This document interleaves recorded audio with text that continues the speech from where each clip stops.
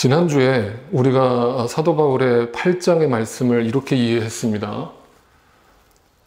이기적인 나에서 이타적인 나로 변화되어서 누군가에게 걸림돌이 아니라 이제는 디딤돌이 되는 삶을 살아가야 된다. 이렇게 하는 말씀을 나눴습니다.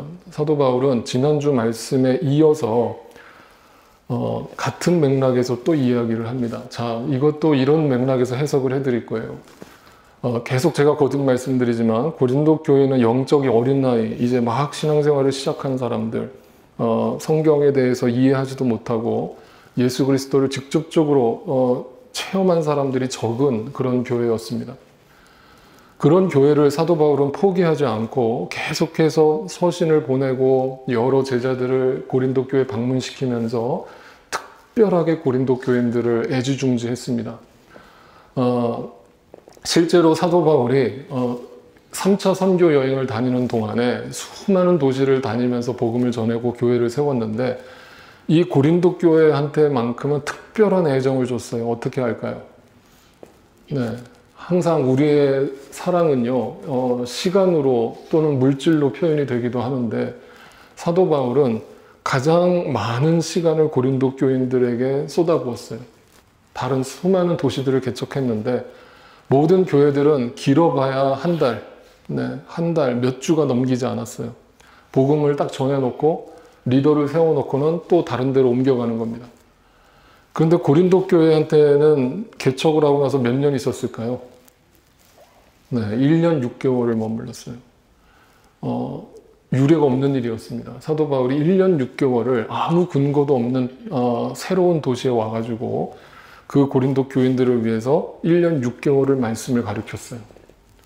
그만큼 애정을 다 쏟아부었는데 성도들이 그 사도 바울의 심정과 사도 바울이 전해준 그 말씀의 진수를 깨닫고 변화되고 더 성숙한 신앙인이 되고도 남았어야 되는데 결과는 오히려 가장 영적 어린 나이로 남아있게 돼버린 거예요. 인간적으로 여러분 속상해요, 안 해요? 속상해요. 사도 바울도 인간이에요.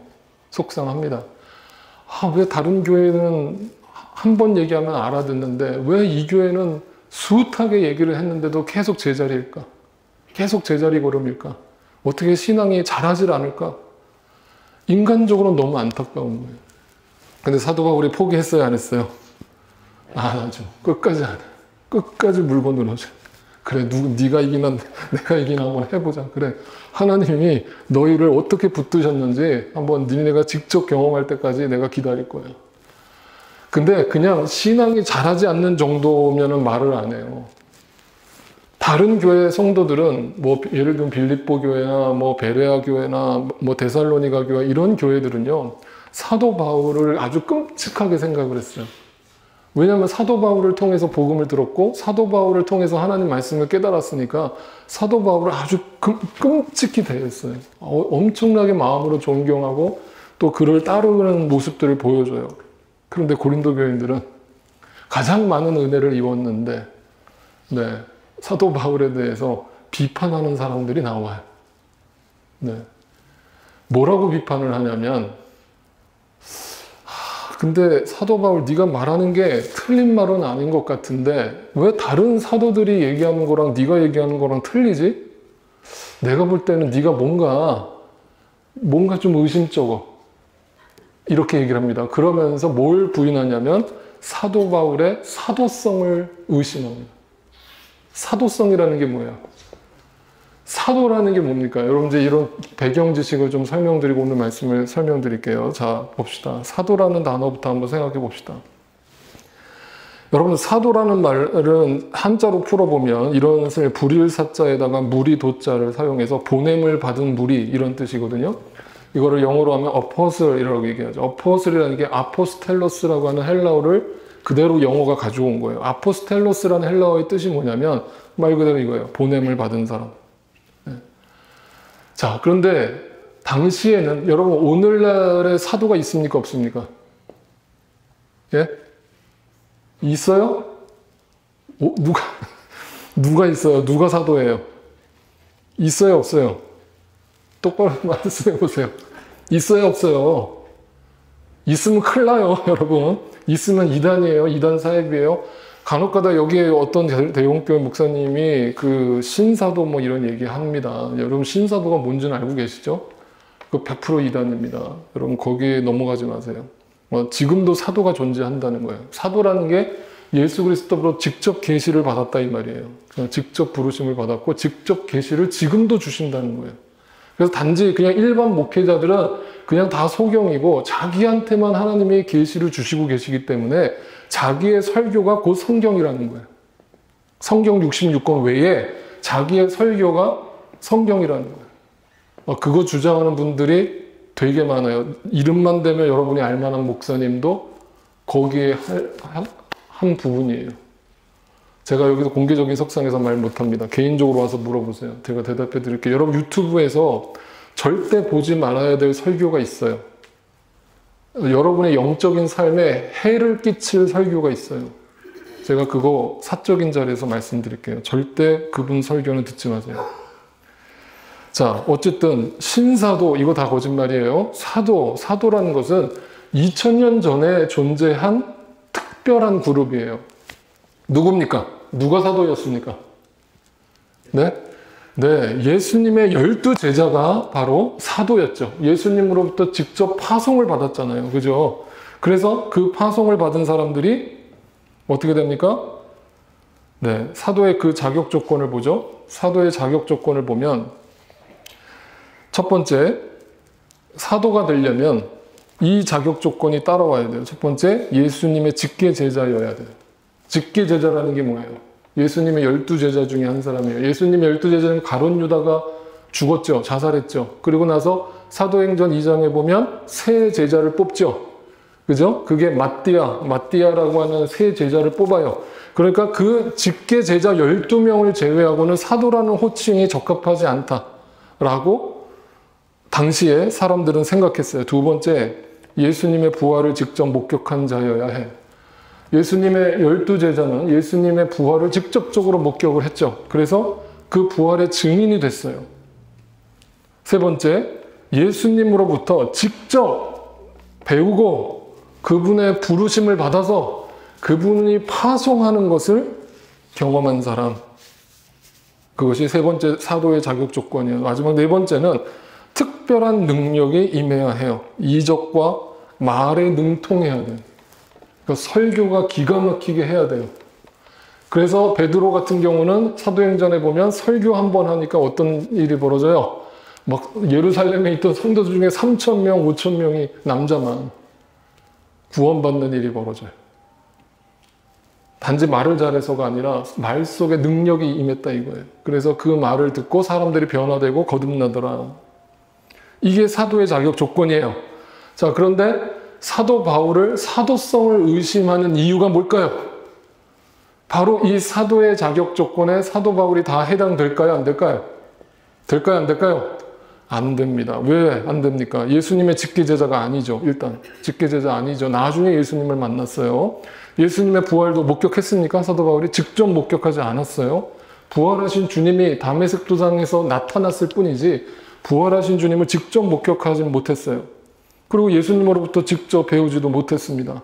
또 특별한 능력과 이적이 나타나긴 했지만 사도 바울은 제가 늘 여러 개 있잖아요. 여러분 고린도 후서에 보세요. 사도 바울이 자기 자신을 뭐라고 변명하냐면 나는 말에 능치 못하다 이렇게 얘기해요.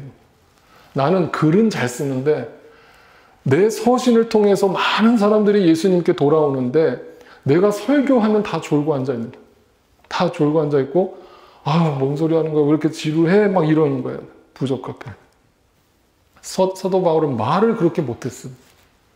말만 하면 다 그냥 믿음이 다 나가 떨어지는 거예요. 네, 이게 뭐예요? 바로 사도성 논란이 벌어진 거예요. 야, 너 진짜 사도 맞아?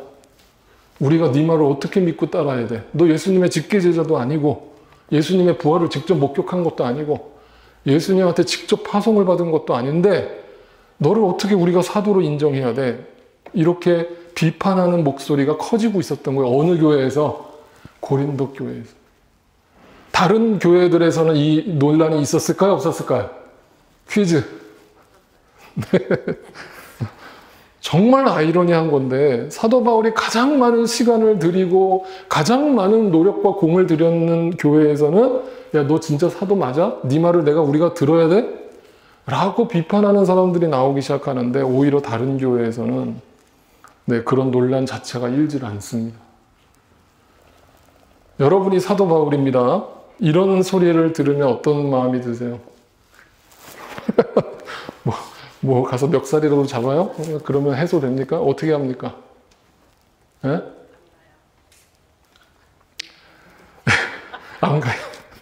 네, 안 가요. 안 가요가 정답일지 몰라요. 예, 그냥 소위 말해서 아유 치사하다. 내가 안 간다. 내가 더러워서 안 간다. 니네끼리 잘 먹고 잘 살아라 하고서 그냥 가버릴 수 있죠. 근데 사도 바울은 고린도전서 편지를 써서 그들이 자기에 대해서 비난을 하고 의심을 하는 고린도 교인들을 향해서 이렇게 오늘 9장을 쓰고 있습니다. 9장 이제 그 배경을 이해하셨으니까 한번 읽어봅시다. 자, 1절부터 봅시다. 내가 자유인이 아닙니까? 내가 사도가 아닙니까? 내가 우리 주 예수를 뵙지 못했습니까? 여러분은 주님 안에서 내가 일해서 얻은 열매가 아닙니까? 자, 첫 번째 자유인 무슨 뜻일까요? 자유인이라는 말은 영적으로 내가 거듭났다는 뜻도 되지만 여기서 말하는 자유인이라는 것은 나는 굳이 니네 교회에 붙들려 있을 이유가 없는 사람이야 이 말이에요. 내가 시간이 남아 돌아서 지금 이렇게 하고 있는 것 같아? 난 자유인이야. 난 어디든지 가서 내가 하고 싶은 대로 사역을 마음껏 할 수 있어. 그런데 내가 이 교회에 붙들려 있는 이유가 뭔가라고 얘기를 하면서 내가 사도가 아닙니까? 라면서 그들의 의심하는 그 직접적인 비판에 대해서 직접적으로 언급을 합니다. 내가 사도가 아니라고 생각하십니까? 그러면서 뭐라고 반박합니까? 내가 우리 주 예수를 뵙지 못했습니까? 내가 예수를 만나지 못했다면 어떻게 내가 전한 복음으로 인해서 당신들이 교회 안에 들어오게 됐습니까? 내가 거듭나지 않은 사람이 전한 복음을 듣고 어떻게 해서 당신들은 거듭난 크리스찬이 됐습니까? 바로 당신들이 내가 전한 복음을 듣고 예수님을 알게 되고 예수님을 만나게 된 열매 아닙니까? 내 사역의 열매가 바로 당신들 아닙니까? 라면서 고린도 교인들한테 네, 약간 지금 사도 바울이 그 심정이 딱 그 심정이에요.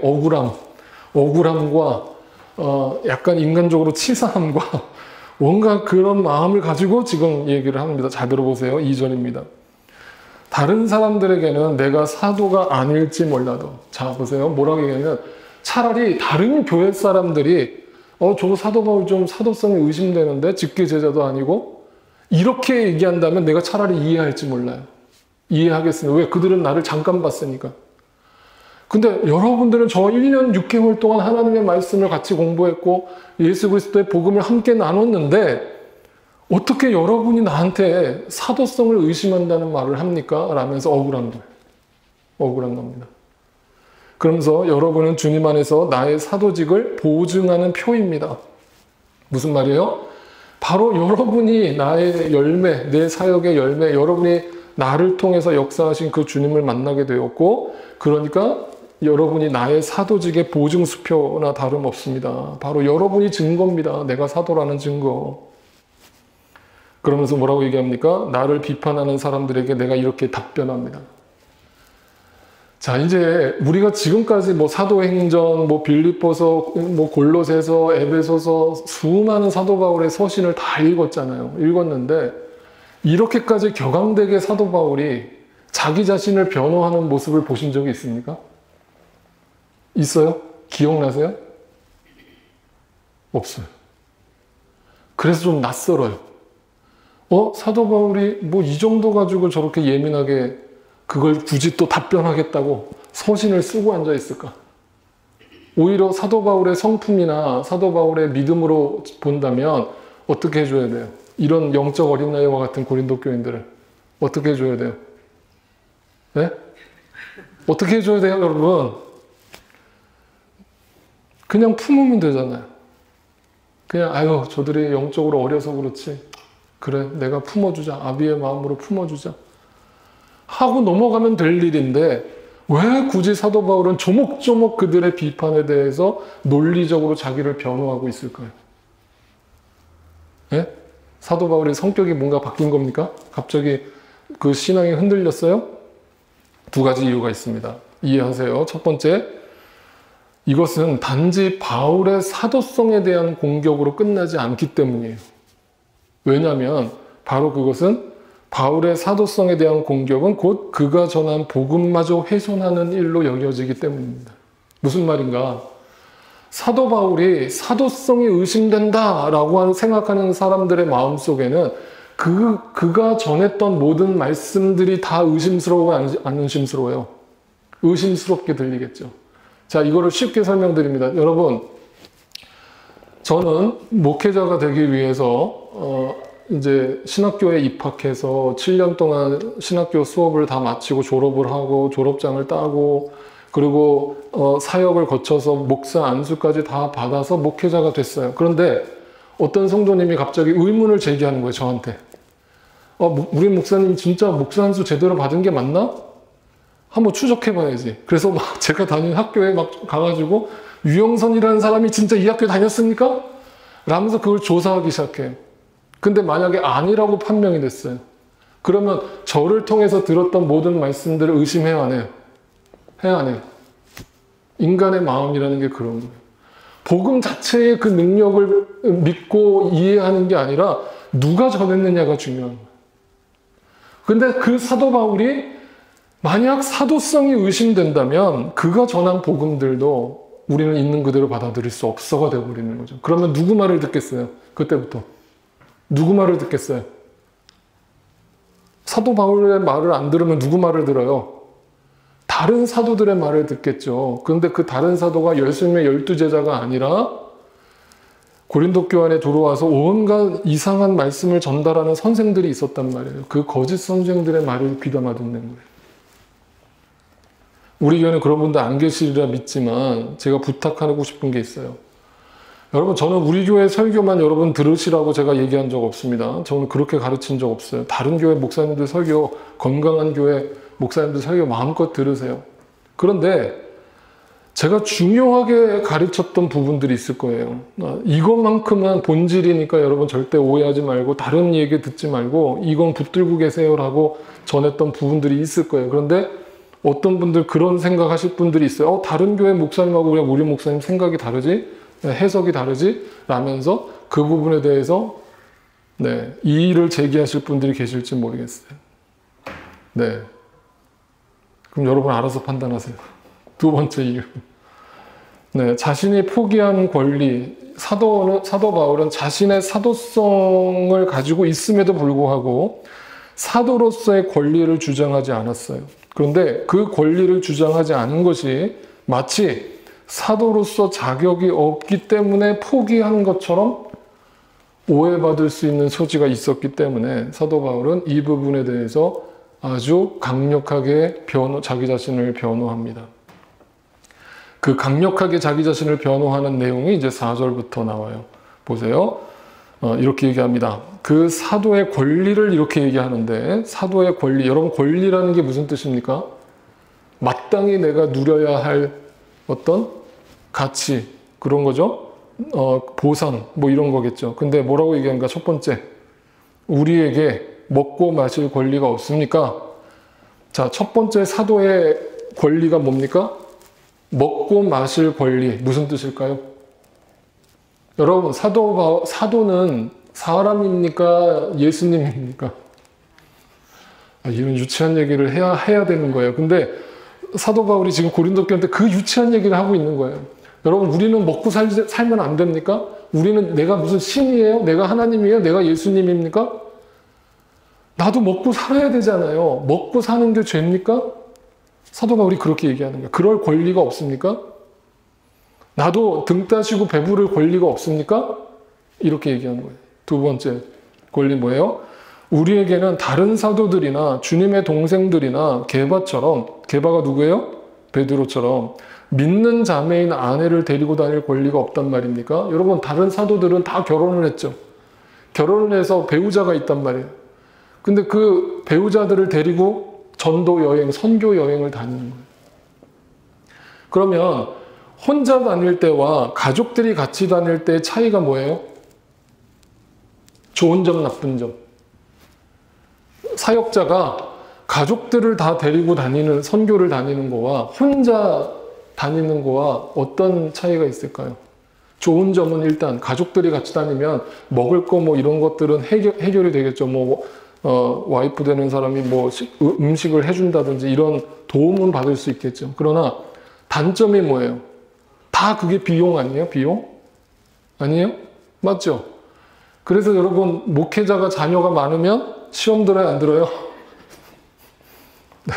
제가 예전에 정말 봤거든요. 시골에 어떤 목사님이 12를 낳았어요. 12를. 12제자 만들겠다고. 시골에요. 시골 깡촌이에요. 그 성도들이 좋아할까요? 왜 그 12명의 가족, 부양가족들을 누가 먹여 살리는 거예요? 성도들이 먹여 살리는 거예요. 부담스러운 거예요. 저희는 둘 있잖아요. 양호한 거예요, 여러분. 네. 그거 뭐라고 하지 마세요. 네. 일부러 제가 셋째 안 가진 이유가 있어요. 거기에 이유가 있어요. 자, 세 번째 이유는 뭐예요? 이런 유치한 얘기를 지금 사도 바울이 하는 거예요.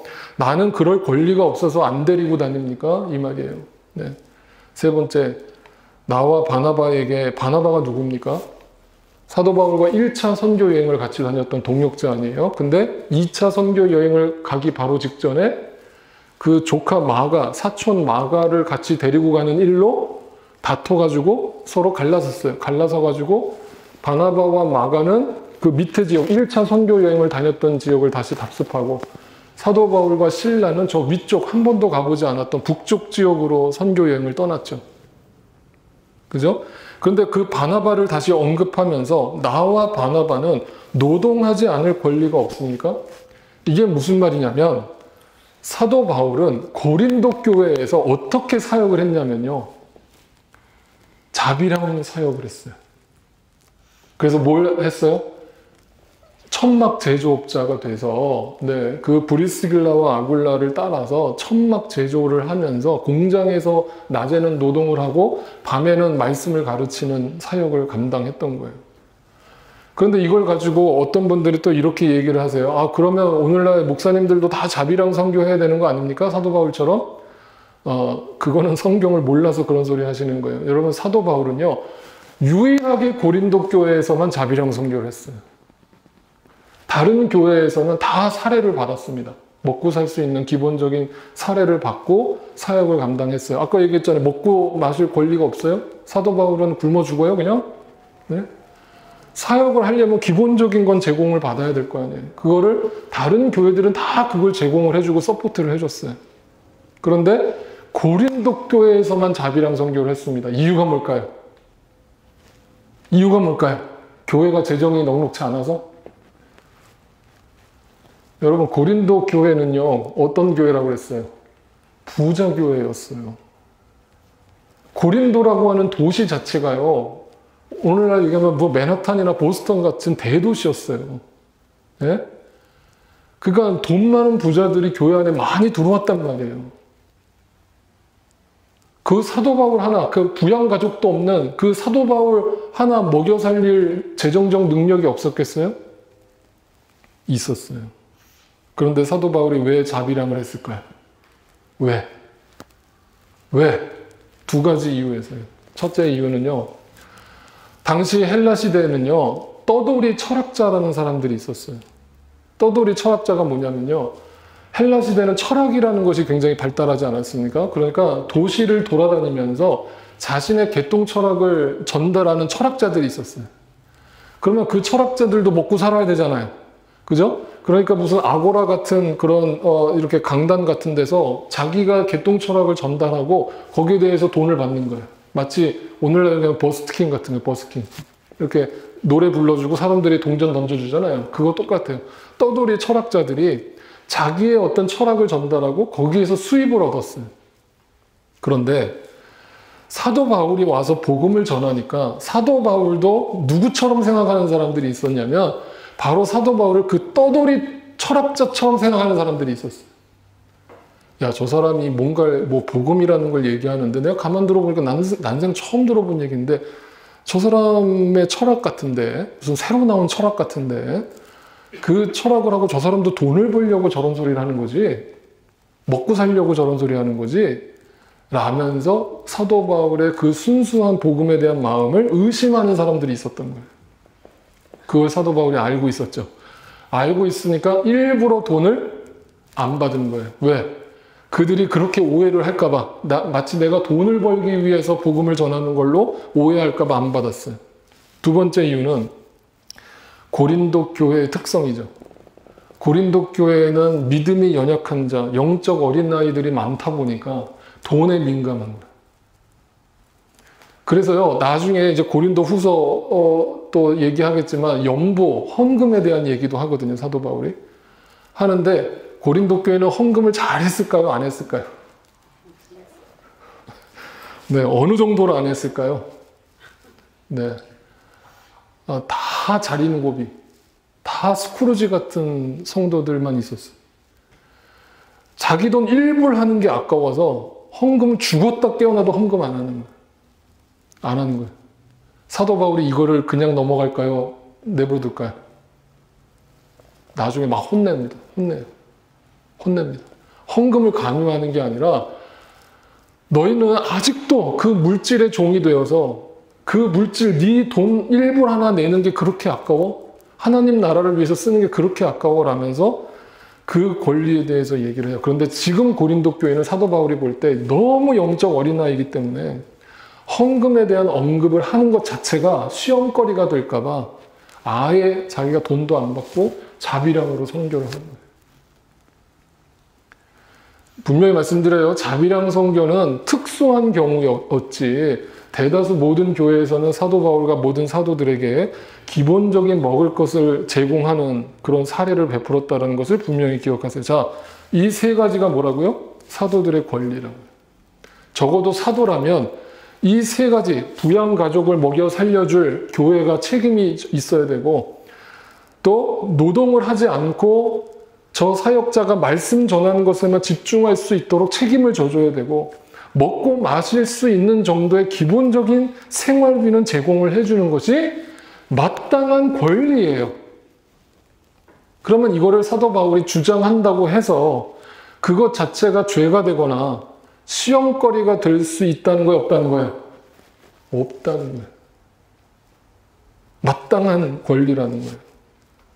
그러면서 뭐라고 또 유치한 얘기를 합니다. 못 알아들을까 봐 7절에 얘기합니다.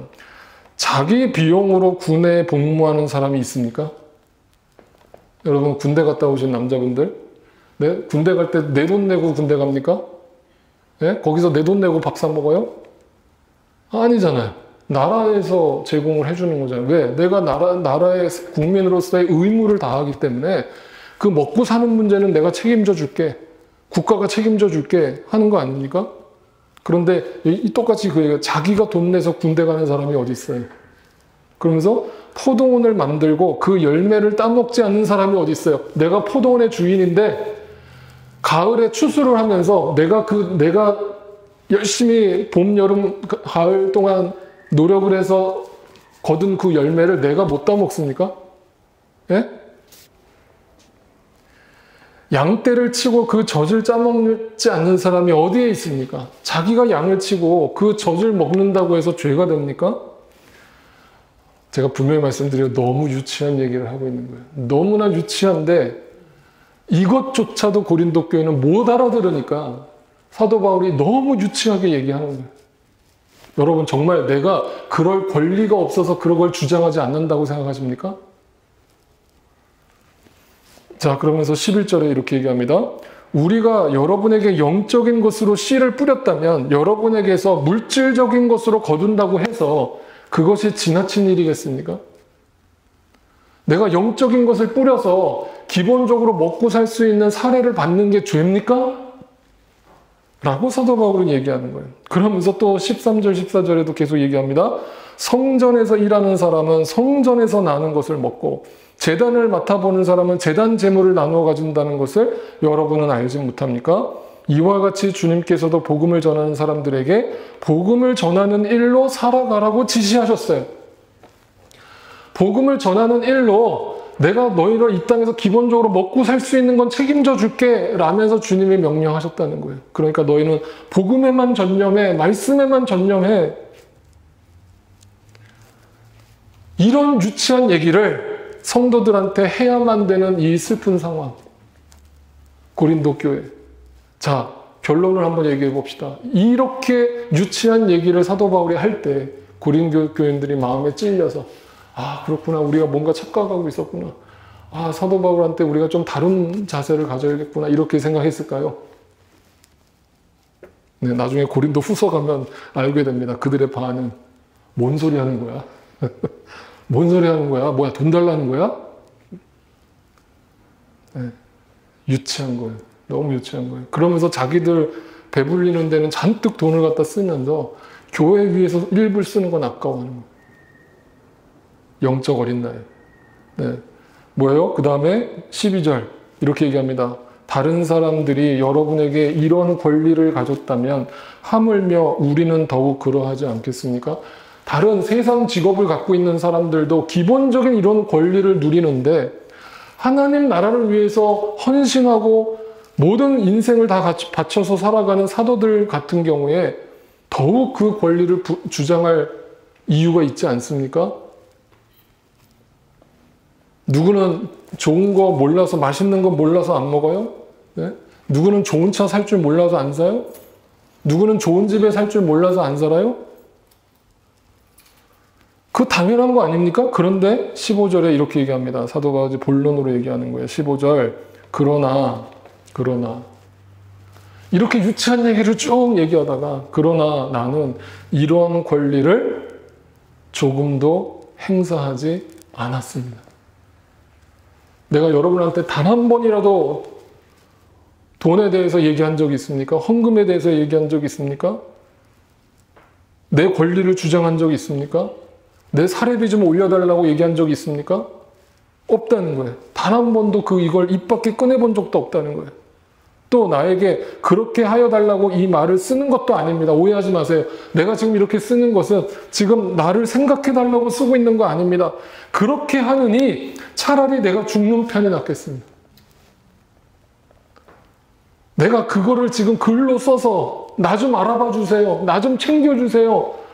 라는 뜻에서 내가 쓰고 있다면 나 차라리 혀 깨물고 죽겠습니다. 나 그렇게 자존심 상하는 행동 안 합니다. 아무도 나의 이 자랑거리를 헛되게 하지 못할 것입니다. 뭐예요? 그러면서 또 15절에 계속 얘기하면 이게 뭐예요? 나의 권리를 포기했다. 마땅히 누려야 할 권리를 포기했다. 교회를 위해서, 성도들을 위해서, 복음을 위해서. 오해할까봐 저 사람이 돈 벌려고 저 복음 전하나? 돈 벌려고 목회자가 됐나?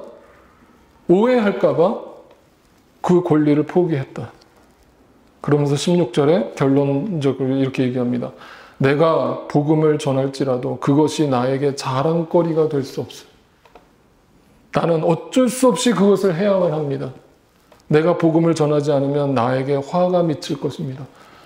제가 늘 얘기하는 거잖아요. 복음을 전하기 위해서 내가 노력하는 거냐고요. 아니라고요.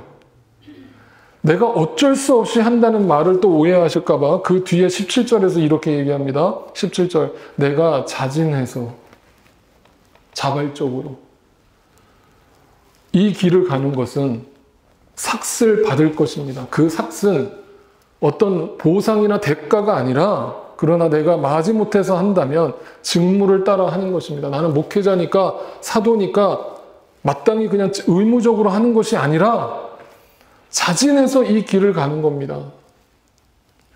저는 자진해서 가는 건데 여러분도 그거를 당연한 거라고 생각하지 마세요. 이런 뜻이에요. 그러면서 그 삭시 무엇인가에 대해서 이렇게 얘기합니다. 도대체 그 삭시 뭐예요? 뭘 받는다는 거예요?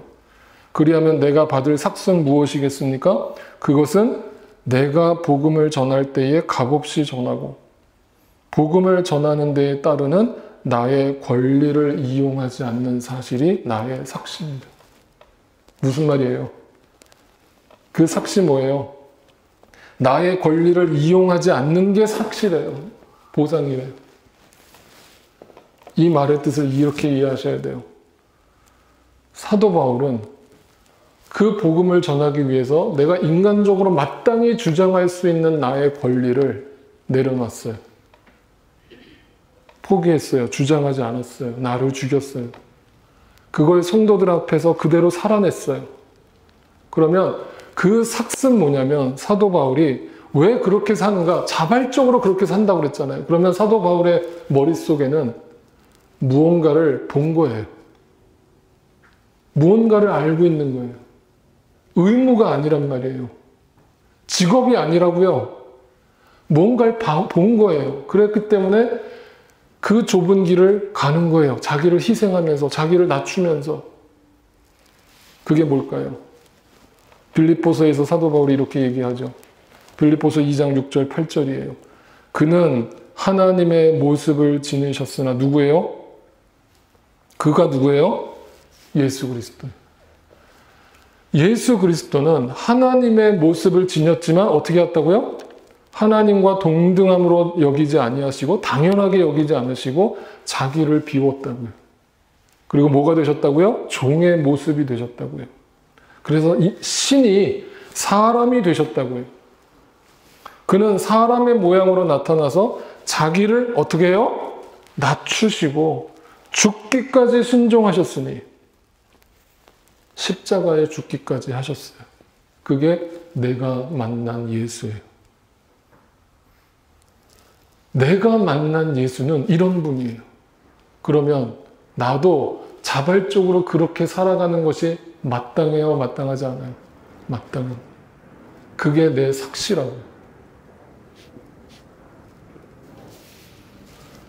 여러분 이 얘기를 이렇게 설명드릴게요. 여러분 예수님한테 예수님의 고향이 어디입니까? 예수님 어디서 태어나셨어요? 네, 베들레헴에서 태어나셨어요. 근데 예수님 앞에 항상 별명이 붙죠. 예수님을 뭐라고 불러요? 베들레헴 예수라고 불러요? 아니죠. 다 나사렛 예수라고 부릅니다. 왜 나사렛 예수라고 부른다고 그랬어요? 나사렛 출신이거든요. 그러니까 태어난 곳은 베들레헴이지만 예수님이 자란 곳은 나사렛이죠. 그러니까 그 나사렛 동네에서 온 예수, 그러니까 예수라는 이름이 하도 많았단 말이에요, 당시에. 그러니까 물론 저 뉴저지의 리츠필드에 사는 유영선 이렇게 부르는 거랑 똑같은 거죠. 그죠? 그렇게 나사렛이라는 이름을 갖다 붙였어요. 그런데 그게 우연이 아니에요. 그냥 나사렛 예수라고 우연히 불려진 게 아니고 우연히 나사렛이라는 동네에 간 게 아니에요. 여러분 마태복음 제가 여기다 보여드리진 않겠지만 마태복음 2장 23절에 가보시면 이런 구절이 나와요. 예수님은 나사렛이라는 동네로 가서 살았다. 이리하여 예언자들을 시켜서 말씀하신 바 그는 나사렛 사람이라고 불릴 것이다 하신 말씀이 이루어졌다. 그러면 예수님이 나사렛 예수가 된 것은 우연이 아니라 베들레헴에서 태어났는데 헤롯 왕의 그 핍박에 의해서 나사렛으로 도망갔는데 그 나사렛이라는 동네에서 자라게 된 거예요. 그래서 나사렛 예수라는 이름으로 불리게 된 겁니다. 그게 예언의 성취라는 거예요. 그런데 충격적인 얘기 하나 해드릴까요? 이 마태복음 2장에는 분명히 예언자들을 시켜서 말씀하신 바 있는 그대로 이루어졌다라고 되어 있는데 구약 성경 어디에도 예수님이 나사렛이라는 동네에서 자랄 것이라는 얘기가 한 구절도 안 나옵니다. 한 구절도 안 나와요. 찾아보세요.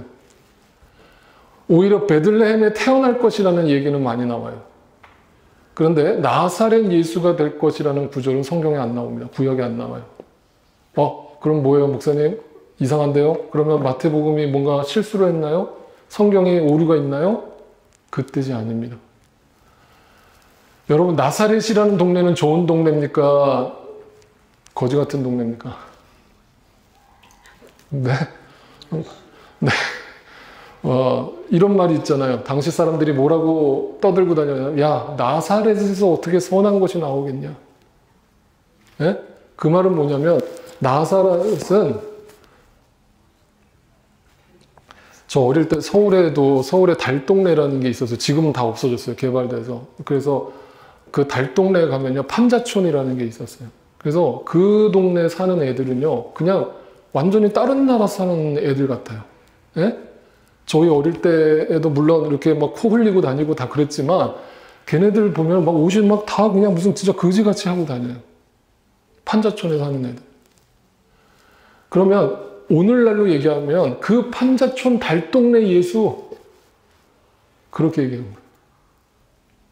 근데 그 예수가 누구라고요? 하나님의 아들. 하나님의 아들. 메시아. 그리스도. 인류의 구원자.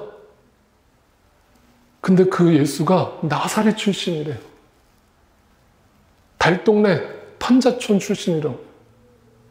어떻게 거기서 구원자가 나와? 아우, 그 거짓말이야. 그런데 그거를 누가 잘 알고 있었냐면 사도 바울. 사도 바울의 이력을 보면, 이력서를 보면 가말리엘 출신이에요. 가말리엘이라고 하는 스승한테 배운 문화생이에요. 가말리엘이라는 스승이 어떤 사람이냐면요, 유대인들한테는요, 유대인의 최고 종교 학교, 오늘날로 얘기한다면 하버드 같은 곳이에요. 하버드. 사도 바울이 그 하버드 출신이에요. 율법적으로. 사도 바울은요, 예수님을 만나기 전에 그 율법으로 달달달달 머릿속에 외우고 다니던 사람이에요. 그러니까 그 구약의 율법으로 생각을 해보니까 메시아라는 존재가 왔다는데 그 메시아가 나사렛 출신이래. 예? 사도 바울의 입장에서 그 율법에 능통한 사도 바울의 입장에서 그게 이해가 돼요? 이해가 안 돼요. 그러니까 가짜라고 생각한 거예요. 저 예수는 가짜야. 그러니까 저 예수를 믿는 추종자들을 내가 다 잡아다가 다 이단 그 심판하는 데 넘겨야겠다. 내가 가말리엘 선생한테 배운 바로는 구약의 메시아는 절대 저런 초라한 모습으로 올 수 없어. 능력 있는 정치 지도자로 와서, 용사로 와서 이스라엘을 회복시켜줄 그런 메시아로 오지, 어떻게 나사렛에서 메시아가 나? 그런데 신명기 말씀을 또 알고 있었던 사도 바울의 입장에서 보면, 신명기에 보면 21장인가 보면 나무에 달린 자마다 뭘 받은 자? 하나님으로부터 저주를 받은 자라고 되어 있어요. 근데 예수님이 십자가가 뭘로 만들었어요? 뭘로 만들었어요? 쇠로 만들었어요?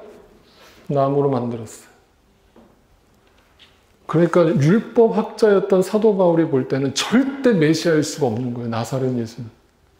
근데 그 사도 바울이 그 예수를 다 믿는 사람들을 잡아다 죽이려고 가던 길에서 다메섹이라는 도상에서 예수님을 만났는데 그 예수님이 자기한테 이렇게 얘기해요. 바울아, 바울아, 왜 나를 핍박하느냐? 주여, 누구십니까? 누구세요? 네가 핍박하는 나사렛 예수다.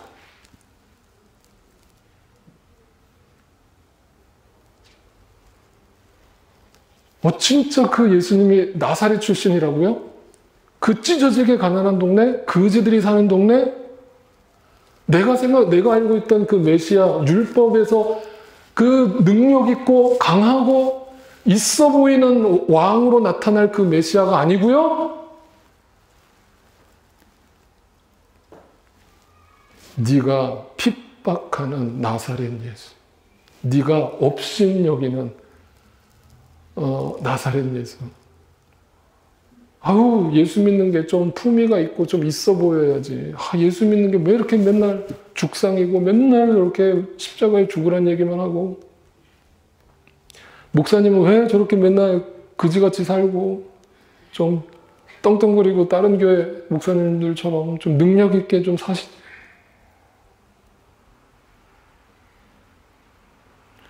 사도 바울은 이 말씀의 의미를 그 다메섹 도상에서 알게 된 거예요. 나사렛 예수를 만난 거예요. 예루살렘 예수가 아니라 나사렛 예수를 만난 거예요.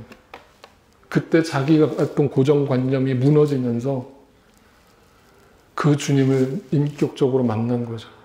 그 뒤로 사도 바울은 오늘 고린도 교인들한테 얘기한 것처럼 나의 권리를 나 스스로 포기합니다. 나도 마땅히 누려야 할 권리가 있고 나를 주장해야 될 권리가 있지만 나를 포기합니다.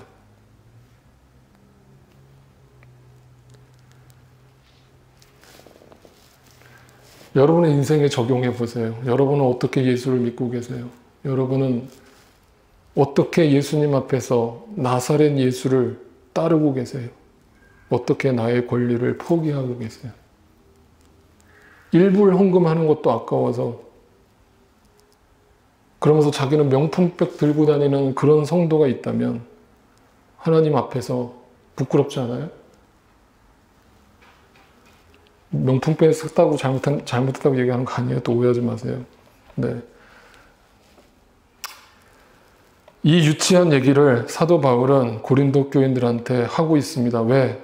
자기가 전한 복음이 훼손될까 봐. 자기가 전한 복음의 진실성과 그 진정성이 오해받을까 봐. 네. 그리고 그 사도 바울은 실제로 그렇게 삶을 끝냈습니다. 저는 우리 교회가 대형교회는 아니지만 이렇게 얘기하고 싶어요. 이 설교를 대형교회 목사님들이 전할 수 있을까요? 이 설교를 대형교회 목사님들이 누군가한테 목소리 침 튀겨가면서 설교할 수 있을까요? 여러분은 어때요? 네. 돌아봅시다.